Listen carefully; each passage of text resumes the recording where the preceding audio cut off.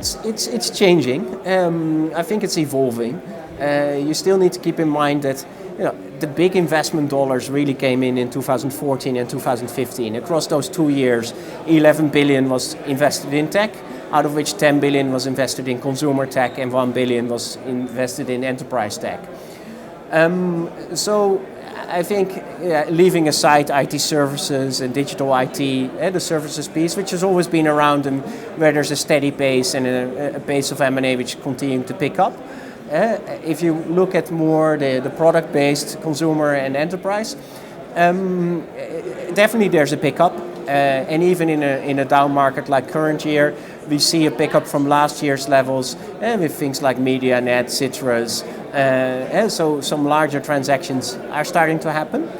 At the same time, on the consumer side, there's transactions happening as well, but some of those are more distressed in nature. Jabong getting picked up by, say, a Flipkart. We're strongly of the view that long term we will see a 10x growth in M&A levels in tech in India. But keep in mind that for a lot of those companies which got funded in 2014 and 15 with mega rounds, they need to build scale. You can probably only expect M&A events in quite a few of those 3-4 years down the line. So the way we look at it is that it will just continue to kind of grow at a steady clip. And typically we also see, whilst there's volatility in M&A markets, it's not as extreme as in the private funding markets, because we also see strategic acquirers being pretty disciplined, which helps kind of soften the downturn a bit, because in times that there's a bit of a slump in the private funding market, it's sometimes easier for them to get deals done at what they feel are sensible prices. And some of that is playing out.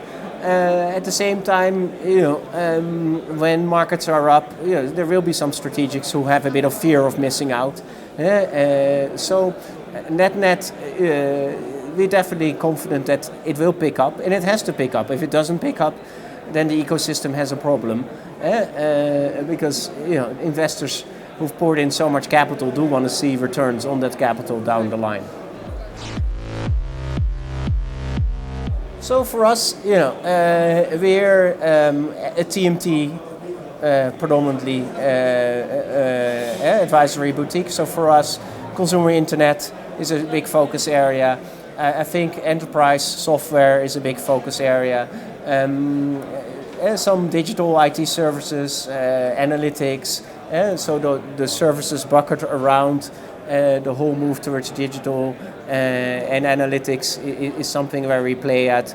EdTech is something that we do quite a lot of as well. And I think what we've also seen in recent times is that on the consumer internet side of things, there is kind of convergence where a lot of consumer internet companies are going omni-channel. So one of the companies that we've worked with in the past, Lenskart, has kind of now moved quite a bit offline as well.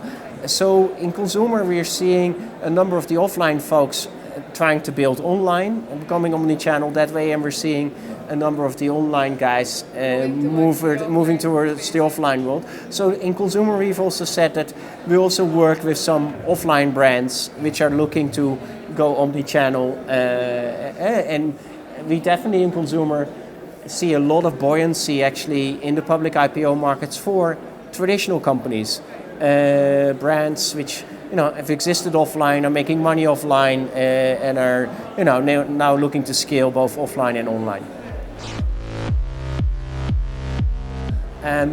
I do think that AI, artificial intelligence, and whether it's into autonomous driving or whether it's into customer support or into automation, into IT services, the whole move towards artificial intelligence is going to have a massive impact over the next 5 years. I personally hope that solar will also have a big impact, and there is already grid parity. I'd love to see, and I do personally strongly feel that solar will see continued innovation and price reduction, which will hopefully reduce all our carbon footprints. What else am I seeing? I think, what I'm also seeing on the consumer side is meta apps.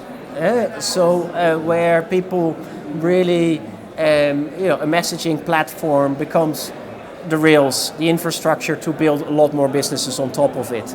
And there, clearly, WeChat is way ahead of, Facebook Messenger, and I think it's going to be interesting to see what's going to happen there. Are there domestic companies who are going to be able to build that large user base and a meta app on top of which they are able to build transactional businesses? And those transactional businesses, they can make money from financial transactions, they can make money from commerce transactions. So I think businesses that have that potential are definitely going to see a lot of interest. Those are some of the key things that I'm seeing. Is about consumer experience strategy. We basically transform shop floors into innovative, sustainable workplaces. So that means we work with the manufacturing industry and help them bring technology at the shop floor level and then build it from there onwards. Hasura is a platform for developers to build applications faster, to build quality applications much faster. And we've seen a lot of traction. I mean, we've seen a lot of results over the last few months. Developers have reported 50 to 80% productivity increase inside enterprises.